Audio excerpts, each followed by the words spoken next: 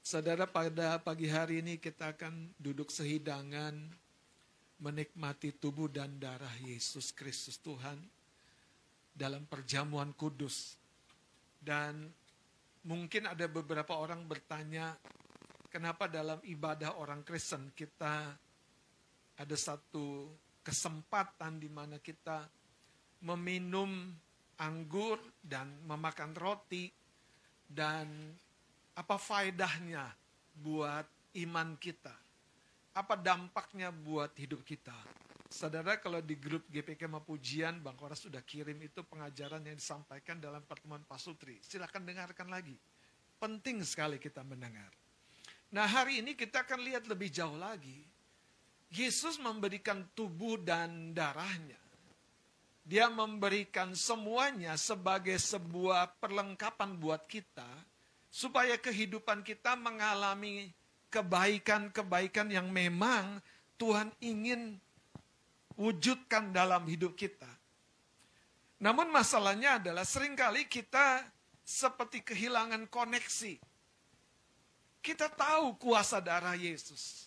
Kita tahu kuasa daripada bilur-bilur Yesus. Kita tahu kuasa daripada rohnya yang bekerja. Tapi bagaimana kita mengalaminya, itu ditentukan dari satu proses yang namanya keterhubungan. Keterhubungan yang bagaimana? Tentu keterhubungan yang di dalamnya ada iman yang bekerja. Keterhubungan yang di dalamnya kita mengalami satu penghayatan yang dalam. Kenapa Bapak Saudara? Karena Alkitab berkata, bahkan kitab Yakobus, setan saja tahu tentang Tuhan, tahu tentang Yesus, tapi dia gemetar karena setan tahu Yesus adalah raja di atas segala raja. Nah, biarlah penghayatan yang datang dari kebenaran ini melahirkan, saudara, satu iman yang baru, iman yang fresh, iman yang membuat kita mampu mencapai satu tingkatan yang lebih tinggi lagi dalam kehidupan kita. Ini bukan hanya berbicara tentang kesembuhan. Ini berbicara tentang hidup kita yang juga diberkati dan juga menjadi berkat. Bahkan ini berbicara tentang mimpi-mimpi yang sepertinya tidak mungkin kita capai. Tapi ketika engkau mengalami keterhubungan iman, satu koneksi dengan Tuhan, kita akan mengalami kemampuannya, kemurahannya, kuasanya, kasih karunia-Nya. Haleluya. Mari kita lihat Markus pasal yang ke-5 ayat yang ke-27. Saya mau kasih judul khotbah saya, Jubah Yesus yang Ajaib. Markus 5 ayat 27 ya.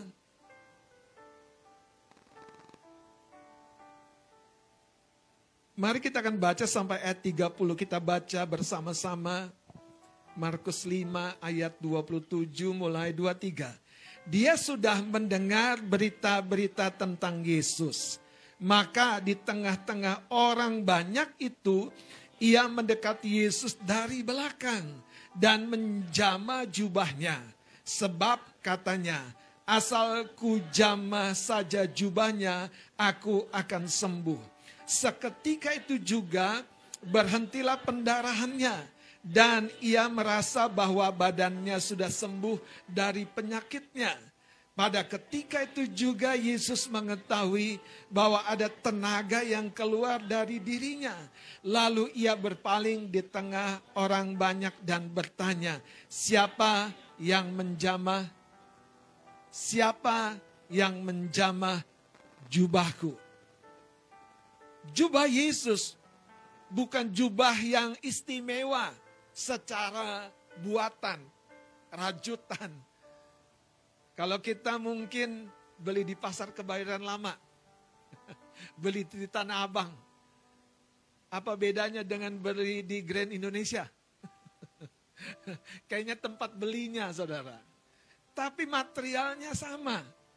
Materialnya sama. Jubah Yesus tidak diimpor dari tempat lain. Jubah Yesus jubah yang umum dipakai oleh orang-orang Yahudi. Tapi ada keunikan di dalam jubah yang dipakai Yesus dalam cerita ini. Kenapa saudara? Jubah ini bukan pakaian yang kita kenakan dalam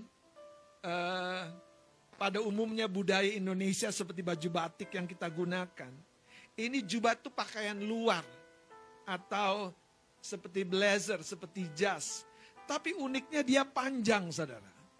Bahkan pada ujung dari jubahnya itu ada benang-benang yang punya warna khusus yang berwarna ungu kebiru-biruan.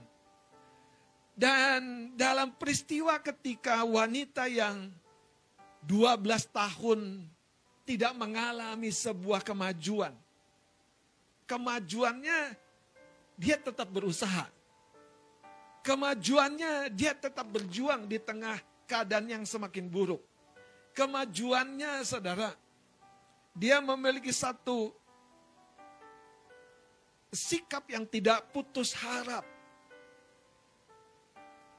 Dan yang menarik, kita akan lihat saudara, dari ayat yang ke-27 ini, Alkitab mencatat dengan sederhana.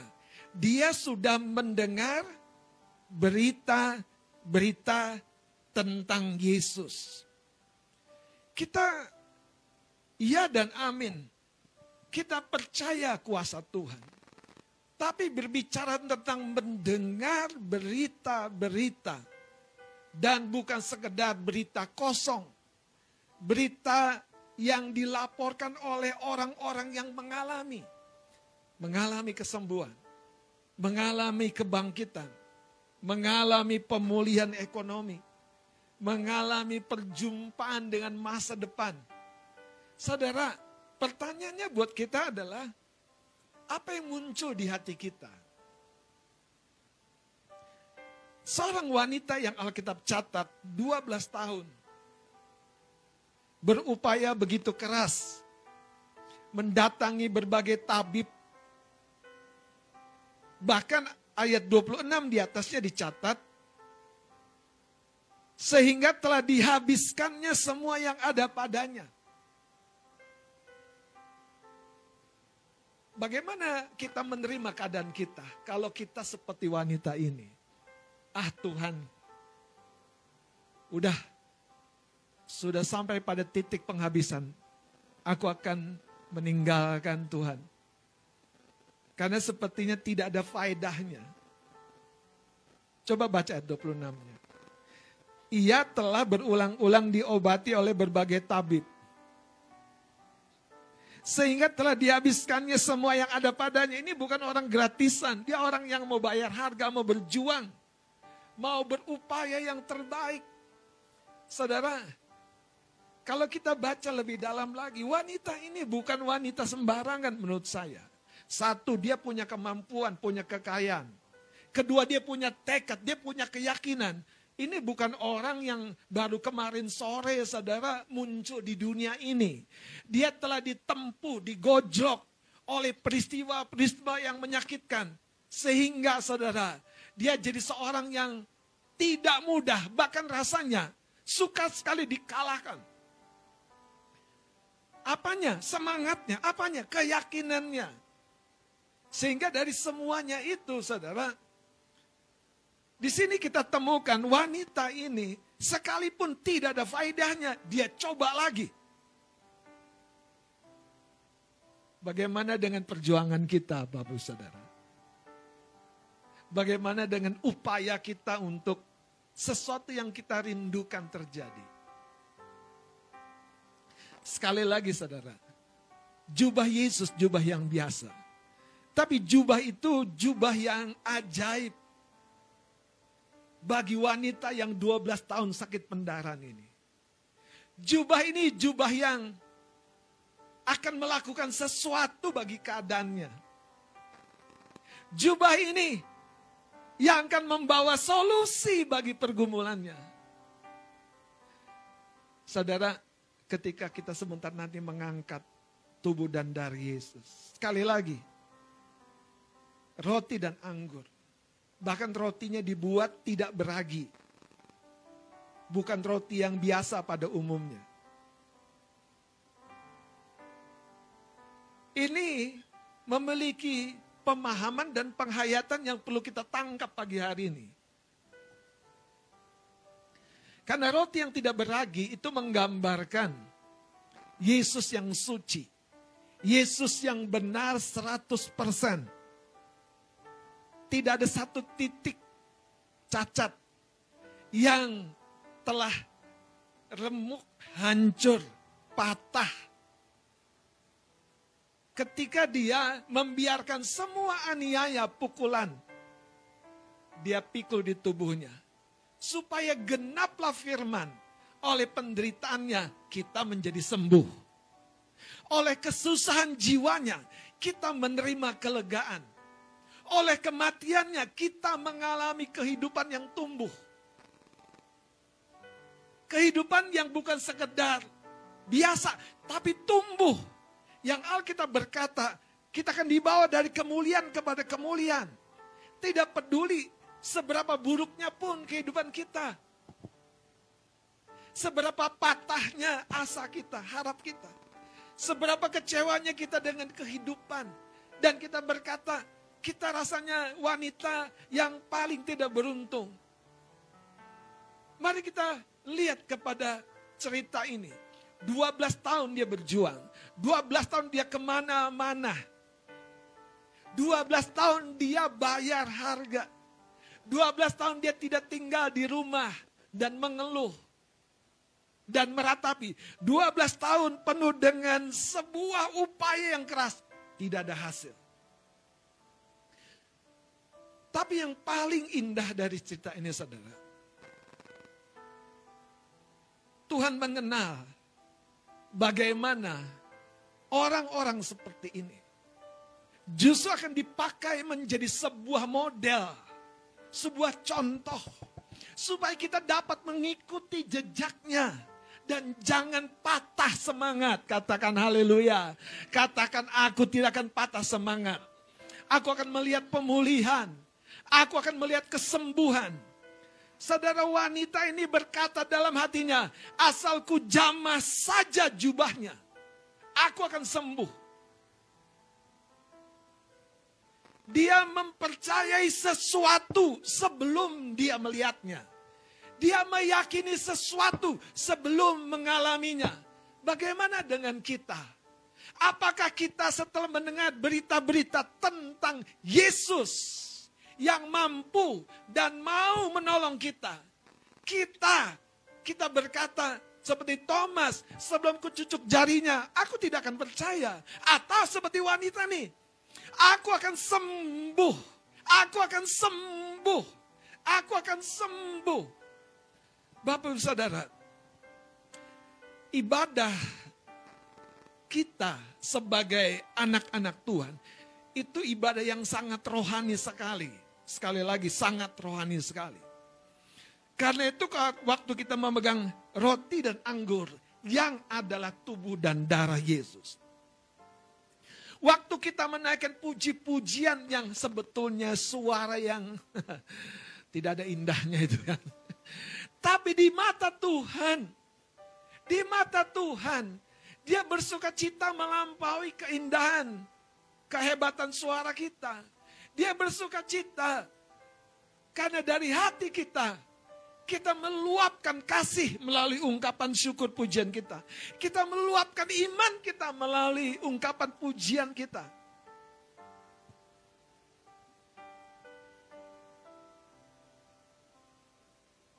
Cerita ini bukan cerita yang baru. Cerita ini menggambarkan, saudara, bagaimana engkau dan saya di dalam Tuhan. Ya, kita perlu sebuah iman yang bertindak. Kita perlu bertahan dalam pengharapan yang sepertinya mustahil. 12 tahun. Bahkan, saudara, keadaan yang makin rapuh di tubuhnya itu, coba tangkap seperti yang saya coba sampaikan. Keadaan yang semakin memburuk di wanita itu, dia ditaklukkan dengan dia tidak berdiam di rumah, dia tidak berdiam di tempat, dia mendekati Yesus. Cerita ini sebetulnya dikontraskan dengan cerita lain yang ada di dalam satu perikop. Mari kita akan lihat, saudara. Dari ayat 21. Karena dari sini, saudara, semua kita berhak mengalami. Seperti wanita yang 12 tahun yang keadaannya makin drop. Tetapi wanita ini mengatasi, saudara, sikon dirinya. Makin parah. Tapi tidak akan aku berdiam.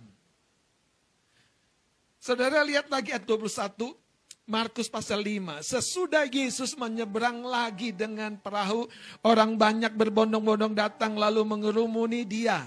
Sedang ia berada di tepi danau. Datanglah seorang kepala rumah ibadat yang bernama Yairus. Ketika ia melihat Yesus, tersungkurlah ia di depan kakinya. Dan memohon dengan sangat kepadanya, ya anakku perempuan sedang sakit hampir mati, datanglah kiranya dan letakkanlah tanganmu atasnya supaya apa? Saudara, dua kontras ini, Yairus, siapa dia? Ini menggambarkan, kalau boleh saya katakan, dua hal yang benar, tapi dua hal yang di posisinya masing-masing. Perjanjian lama dan perjanjian baru. Iman kita mengundang Yesus, iya, boleh, silakan. Dia suka cita diundang. Tapi di perjanjian baru, perbuatannya, kayu salibnya, sudah menyelesaikan. Itu sebabnya Tuhan ingin kita memahami dua gambaran ini seutuhnya. Dia tidak pernah menolak diundang. Bahkan dia sendiri tidak pernah menolak untuk didekati. Saya lanjutkan, saudara. Menarik karena cerita ini. Ayat 23, mari kita baca sama-sama. Dan memohon dengan sangat kepadanya, anakku perempuan sedang sakit hampir mati. Datanglah kiranya, letakkanlah tanganmu atasnya, supaya ia selamat dan tetap hidup. Jadi, Yairus ini berkata, datanglah kiranya dan letakkanlah tanganmu atasnya, supaya ia selamat. Ayat 24 kita baca lagi sama-sama. Lalu, pergilah Yesus dengan orang itu, katakan haleluya. Yesus mau kita undang. Tepuk bawah kanan kiri, mau katakan Yesus mau kita undang. Yesus kita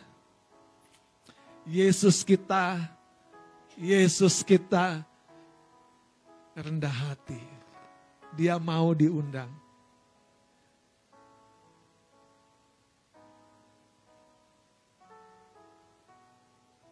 Ke perjamuan pesta kawin, dia mau datang. Di rumah pemungut cukai, dia inisiatif bahkan permisi sama Zakius mau menumpang di rumahnya. Yairus datang dan berkata, datanglah. Lalu Yesus pergi, ayat 24. Bahkan orang banyak berbondong-bondong mengikuti dia dan berdesak-desakan di dekatnya. Sekali lagi cerita ini dicatat, mengkontraskan. Kita di mana? Kita jadi Yairus yang berharap, atau kita jadi wanita yang lemah tapi tidak patah? Kita jadi Yairus yang belajar datang kepada Yesus dan memohon, menyembah, ataukah kita jadi wanita yang dengar firman, dengar firman, dengar firman.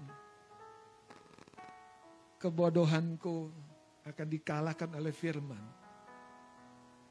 Mazmur berkata, aku jadi lebih bijak. Dengar firman, kebuntuanku akan terbuka. Dengar firman, dengar firman. Kakiku akan mulai melangkah. Dengar lagi, dengar lagi. Kalau mereka bisa, aku pasti bisa. Dengar lagi, dengar lagi, dengar lagi. Bapak Saudara, Saya sedang bicara kepada kehidupanmu. Tahukah engkau bahwa di sekitar kita tuh ada contoh-contoh. Kenapa kita menganggapnya, itu kan dia.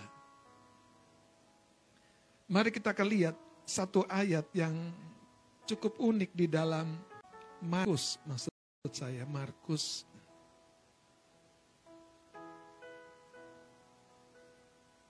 Mohon maaf, ternyata saya udah tua. Jadi ngelihat ayat sudah di tap saja, masih meleset, saudara. Haleluya.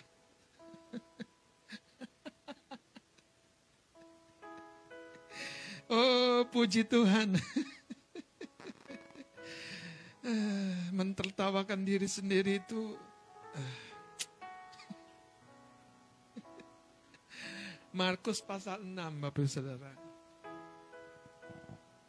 Kelebihan saya sedikit, Bapak-bapak.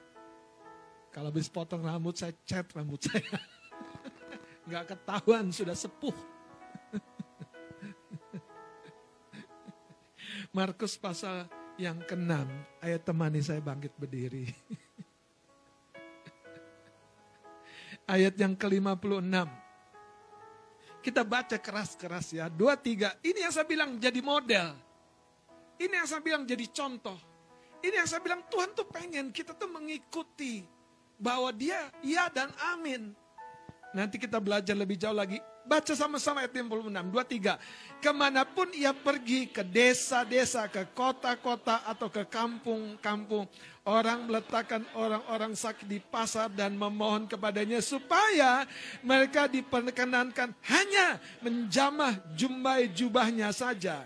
Dan semua orang yang menjamahnya, wow, beri tepuk tangan bagi Tuhan Yesus. Sembuh, pulih, terbuka jalan, terbuka ide bisnis, terbuka masa depan.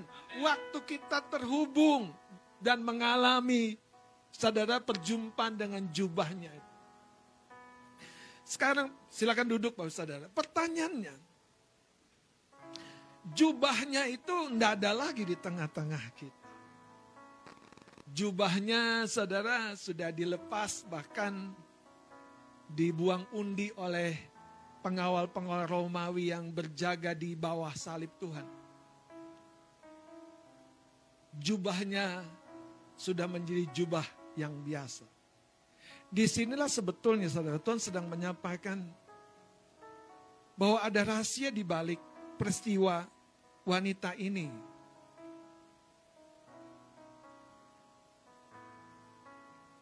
Mari kita lihat sekarang Lukas 8 ayat 44. Lukas 8 ini catatan pada Injil Lukas. Tadi kita baca Markus. Sekarang Lukas 8 ayat 43 dan 44. Boleh kita sama-sama baca ya. Ayo 2, 3. 43 dan 44. 2, 3. Ya.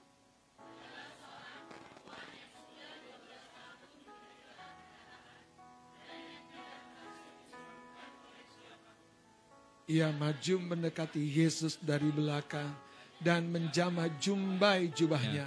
Dan seketika itu juga berhentilah pendarahannya. Nah, saudara, waktu saya membaca lebih jauh lagi, ada ungkapan Tuhan yang cukup mengejutkan saya. Begini, lihat. 1, Yesus didekati dari belakang ya. Jubahnya itu baju luar. Sudah baju luar, rumbai-rumbainya ini saudara. Rumbai-rumbainya yang kecil ini. Itu yang disentuh. Betapa secara lahiriah meaningless. Apa artinya? Sementara banyak orang berdesak-desakan. Kita sekarang lihat sedikit ayat 45. Lalu kata Yesus, siapa yang? Kok rasanya langsung ke dalam? Tuhan langsung berasa ada seorang yang masuk saudara ke bagian dalam ruang hatinya. Dan membuka keran keajaibannya. Membuka pasokan yang disediakan bagi kita. Membuka semua rencananya yang mungkin belum kita alami. Masuk ke dalam. Hanya menyentuh ujung jumbainya. Saudara, ayat 45 dikatakan, siapa yang menjamah aku? Yesus sendiri sadar ada sesuatu yang sangat rohani ketika berdesak-desakan dan terjadi sebuah sentuhan, bahkan ujung jubahnya itu. Nah, sedikit mari kita akan lihat, saudara, dalam kitab Bilangan pasal yang ke-15, ternyata dalam budaya Yahudi, cerita tentang jumbai jubah, itu ada sebuah pesan yang punya sebuah makna tentang remembrance, ingat-ingatan. Nah, Bilangan pasal 15 ayat 37, boleh Bang Adit baca ya, mulai dari ayat 37 silakan. Jumbai peringatan. Tuhan berfirman kepada Musa, berbicaralah kepada orang Israel dan katakanlah kepada mereka bahwa mereka harus membuat jumbai-jumbai pada punca baju mereka. Jumbai-jumbai pada ujung, ya, pada punca baju. Terus? Turun-temurun, Ya. dan dalam jumbai-jumbai punca itu haruslah dibubuh benang ungu kebiru-biruan. Maka jumbai itu akan mengingatkan kamu. Jadi, saudara, ini yang menarik. Jumbai itu menjadi point of contact kepada jiwa. Yang pertama katakan jiwa, bukan tubuh. Kalau jiwa kita tidak tersentuh firman, tubuh kita, saudara, suka sekali mengikuti ritmenya. Tapi waktu wanita ini mendengar berita, Bapak saudara, kesaksian yang kecil harusnya cukup buat kita. Apalagi kalau kita mendengar.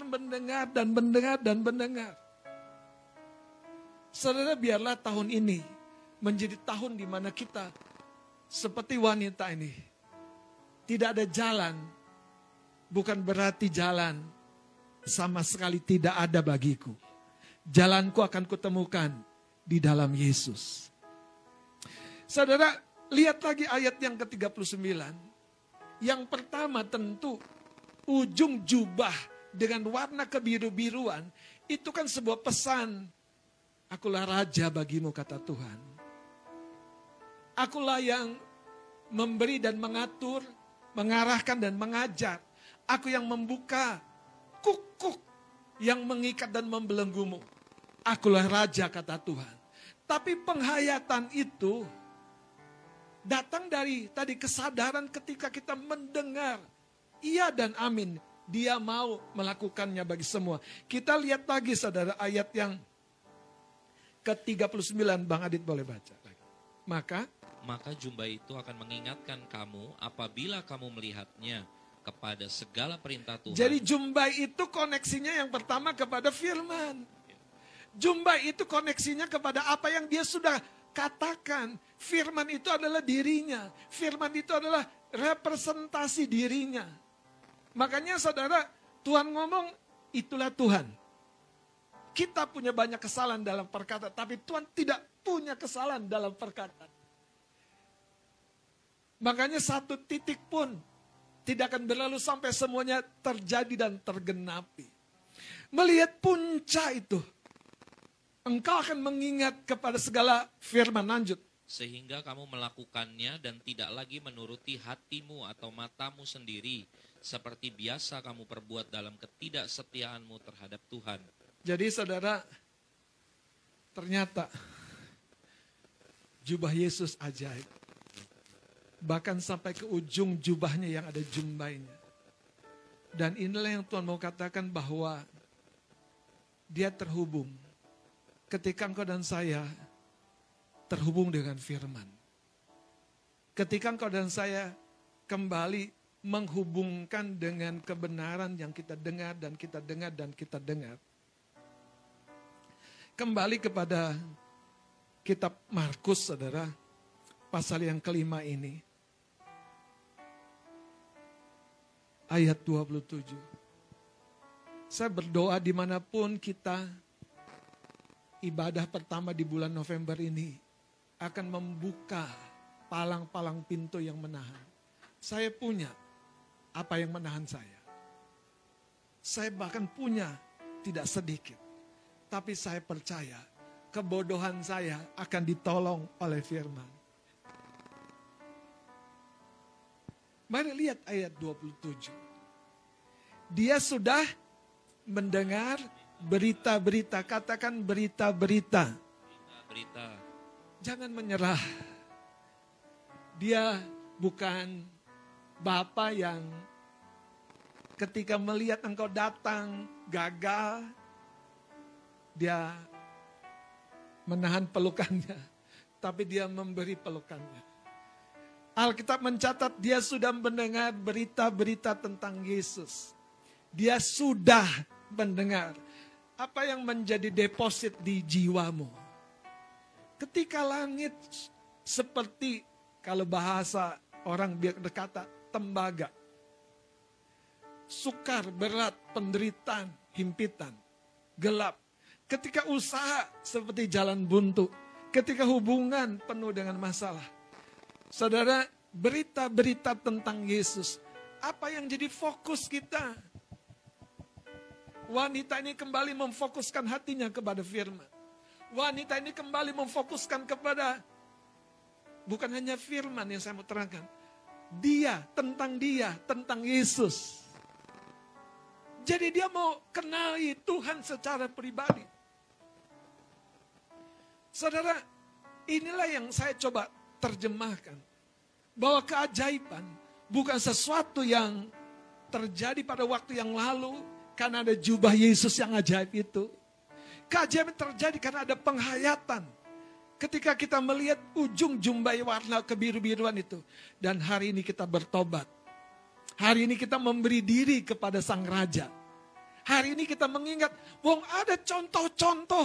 Dia menyembuhkan di sana. Dia menolong di sana. Dia memberkati di sana. Tidak mungkin dia punya anak emas dalam kacamata manusia duniawi. Artinya dia senang karena dia pilih-pilih. Dia membayar lunas untuk semua kita. Mau gelap kulit kita, terang kulit kita. Mohon maaf, mau kita punya berbagai-bagai keburukan. Makanya kalau Alkitab mencatat, ada Yairus, ada wanita ini. Dua orang ini punya kebutuhan yang sangat mendesak. Hari ini di mana kita memposisikan diri kita? Mari kita memposisikan saudara dalam kesadaran keduanya. Menyembah dia, mendekat dan bertobat.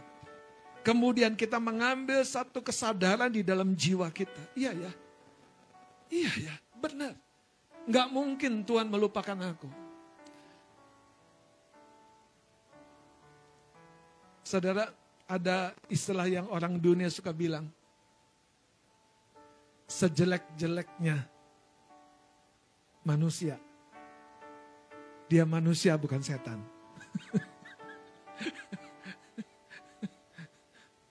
Secantik-cantik, seganteng-gantengnya setan.